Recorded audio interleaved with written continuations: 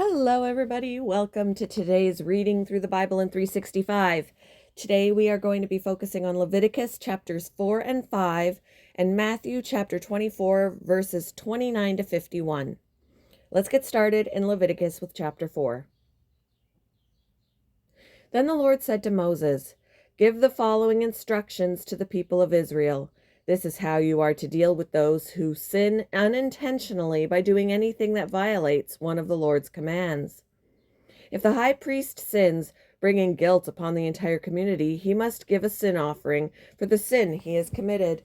He must present to the Lord a young bull with no defects. He must bring the bull to the Lord at the entrance of the tabernacle, lay his hand on the bull's head, and slaughter it before the Lord. The high priest will then take some of the bull's blood into the tabernacle, dip his finger in the blood, and sprinkle it 7 times before the Lord in front of the inner curtain of the sanctuary. The priest will then put some of the blood on the horns of the altar for fragrant incense that stands in the Lord's presence inside the tabernacle. He will pour out the rest of the bull's blood at the base of the altar for burnt offerings at the entrance of the tabernacle. Then the priest must remove all the fat of the bull to be offered as a sin offering. This includes all the fat around the internal organs, the 2 kidneys, and the fat around them near the loins, and the long lobe of the liver. He must remove these along with the kidneys, just as he does with cattle offered as a peace offering, and burn them on the altar of burnt offerings.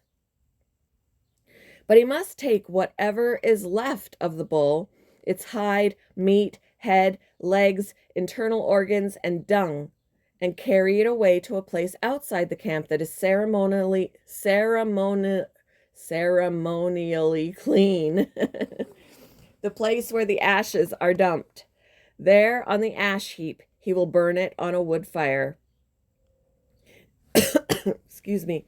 If the entire Israelite community sins by violating one of the Lord's commands, but the people don't realize it, they are still guilty.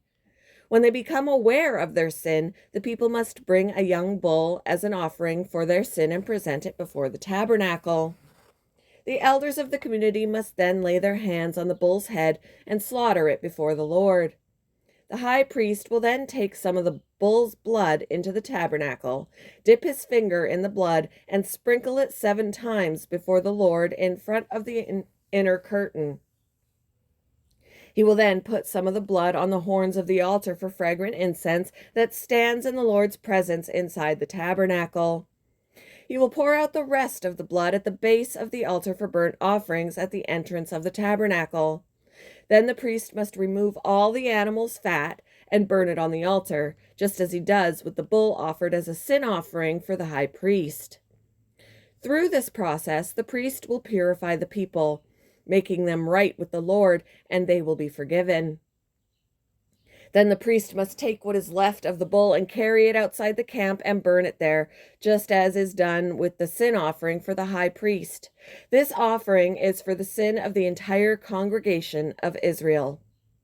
If one of Israel's leaders sins by violating one of the commands of the Lord, his God, but doesn't realize it, he is still guilty. When he becomes aware of his sin, he must bring as his offering a male goat with no defects. He must lay his hand on the goat's head and slaughter it at the place where burnt offerings are slaughtered before the Lord. This is an offering for his sin.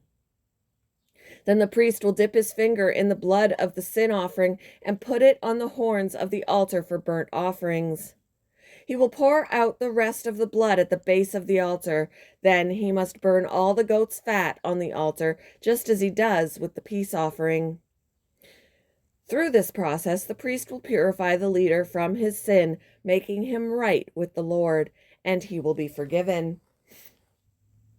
If any of the common people sin by violating one of the Lord's commands, but they don't realize it, they are still guilty.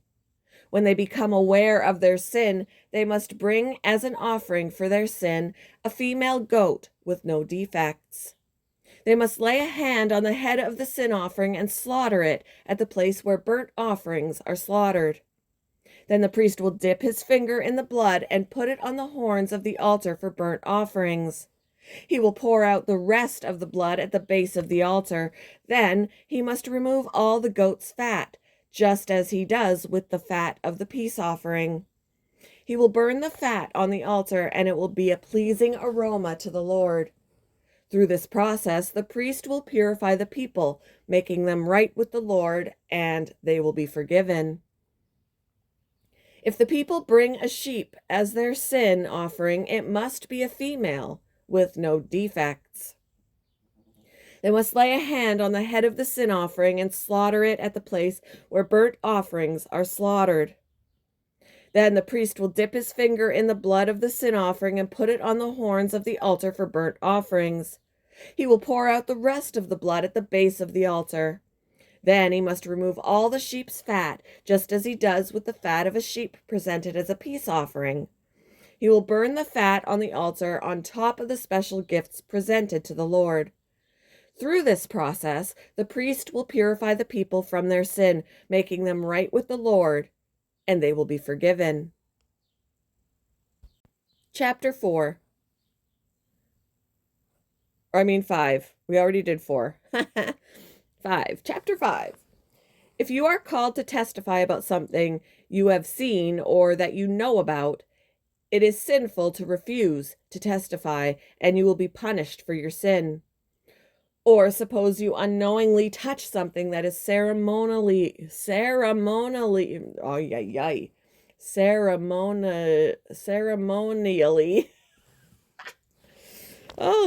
unclean, such as the carcass of an unclean animal. When you realize what you have done, you must admit your defilement and your guilt. This is true whether it is a wild animal, a domestic animal, or an animal that scurries along the ground. Or suppose you unknowingly touch something that makes a person unclean. When you realize what you have done, you must admit your guilt. Or suppose you make a foolish vow of any kind, whether its purpose is for good or for bad. When you realize its foolishness, you must admit your guilt. When you become aware of your guilt in any of these ways, you must confess your sin. Then you must bring to the Lord as the penalty for your sin a female from the flock, either a sheep or a goat. This is a sin offering with which the priest will purify you from sin, making you right with the Lord. But if you cannot afford to bring a sheep, you may bring to the Lord 2 turtle doves or 2 young pigeons as the penalty for your sin. One of the birds will be for a sin offering and the other for a burnt offering. You must bring them to the priest, who will present the first bird as the sin offering. He will wring its neck, but without severing its head from the body. Then he will sprinkle some of the blood of the sin offering against the sides of the altar, and the rest of the blood will be drained out at the base of the altar. This is an offering for sin. The priest will then prepare the second bird as a burnt offering, following all the procedures that have been prescribed. Through this process, the priest will purify you from your sin, making you right with the Lord, and you will be forgiven. If you cannot afford to bring 2 turtle doves or 2 young pigeons, you may bring 2 quarts of choice flour for your sin offering. Since it is an offering for sin, you must not moisten it with olive oil or put any frankincense on it. Take the flour to the priest, who will scoop out a handful as a representative portion. He will burn it on the altar on top of the special gifts presented to the Lord. It is an offering for sin. Through this process, the priest will purify those who are guilty of any of these sins, making them right with the Lord, and they will be forgiven. The rest of the flour will belong to the priest, just as with the grain offering. Then the Lord said to Moses, "If one of you commits a sin by unintentionally defiling the Lord's sacred property, you must bring a guilt offering to the Lord.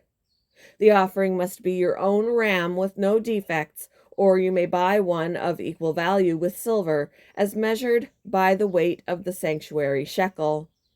You must make restitution for the sacred property you have harmed by paying for the loss plus an additional 20%. When you give the payment to the priest, He will purify you with the ram sanctified as a guilt offering, making you right with the Lord, and you will be forgiven. Suppose you sin by violating one of the Lord's commands. Even if you are unaware of what you have done, you are guilty and will be punished for your sin. For a guilt offering, you must bring to the priest your own ram with no defects, or you may buy one of equal value. Through this process, the priest will purify you from your unintentional sin, making you right with the Lord, and you will be forgiven. This is a guilt offering, for you have been guilty of an offense against the Lord. Moving on to Matthew chapter 24, verses 29 to 51. Immediately after the anguish of those days, the sun will be darkened, the moon will give no light, the stars will fall from the sky, and the powers in the heavens will be shaken. And then at last, the sign that the Son of Man is coming will appear in the heavens, and there will be deep mourning among all the peoples of the earth. And they will see the Son of Man coming on the clouds of heaven with power and great glory. And he will send out his angels with the mighty blast of a trumpet, and they will gather his chosen ones from all over the world, from the farthest ends of the earth and heaven. Now learn a lesson from the fig tree. When its branches bud and its leaves begin to sprout, you know that summer is near. In the same way, when you see all these things, you can know his return is very near, right at the door. I tell you the truth, this generation will not pass from the scene until all these things take place. Heaven and earth will disappear, but my words will never disappear. However, no one knows the day or hour when these things will happen, not even the angels in heaven or the Son himself. Only the Father knows. When the Son of Man returns, it will be like it was in Noah's day. In those days before the flood, the people were enjoying banquets and parties and weddings right up to the time Noah entered his boat. People didn't realize what was going to happen until the flood came and swept them all away. That is the way it will be when the Son of Man comes. 2 men will be working together in the field. One will be taken, the other left. 2 women will be grinding flour at the mill. One will be taken, the other left. So you, too, must keep watch, for you don't know what day your Lord is coming.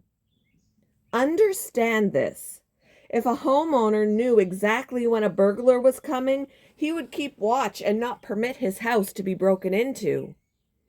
You also must be ready all the time, for the Son of Man will come when least expected. A faithful, sensible servant is one to whom the master can give the responsibility of managing his other household servants and feeding them.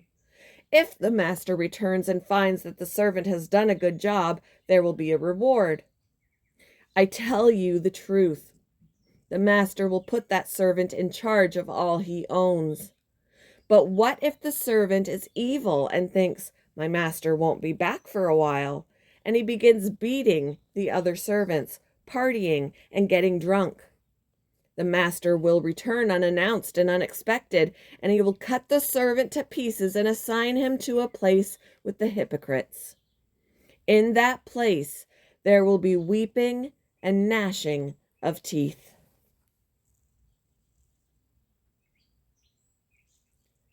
Thank you for joining me for today's reading through the Bible in 365. I hope you all have a wonderful Thursday, and I will see you in the next one, guys. Bye.